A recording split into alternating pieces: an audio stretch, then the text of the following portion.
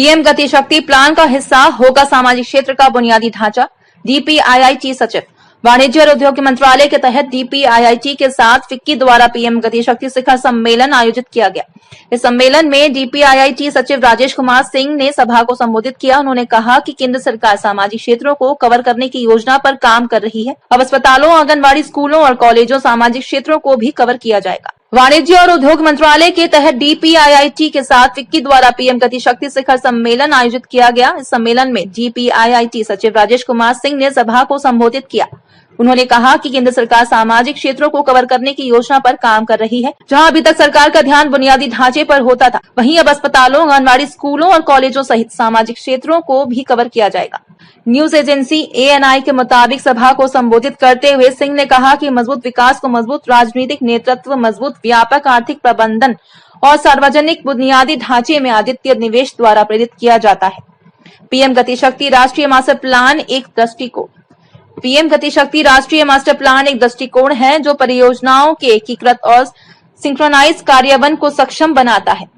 इस राष्ट्रीय master plan को प्रधानमंत्री नरेंद्र मोदी द्वारा 13 अक्टूबर 2021 को लॉन्च किया गया था। फिक्की द्वारा जारी प्रेस रिलीज के अनुसार पीएम गति शक्ति यह सुनिश्चित करती है कि हम प्रतिक्रियाशील योजना के बजाय प्रोएक्टिव योजनाएं बनाएं। हमें यह सुनिश्चित करना होगा कि अंतिम मील कनेक्टिविटी की योजना पहले से बनाई जाए। एरिया प्लानिंग पर भी ध्यान केंद्रित डीपीआईआईटी सचिव राजेश कुमार सिंह ने कहा कि अब हम न केवल नेटवर्क प्लानिंग और सोशल इंफ्रास्ट्रक्चर बल्कि एरिया प्लानिंग पर भी ध्यान केंद्रित करने की कोशिश कर रहे हैं।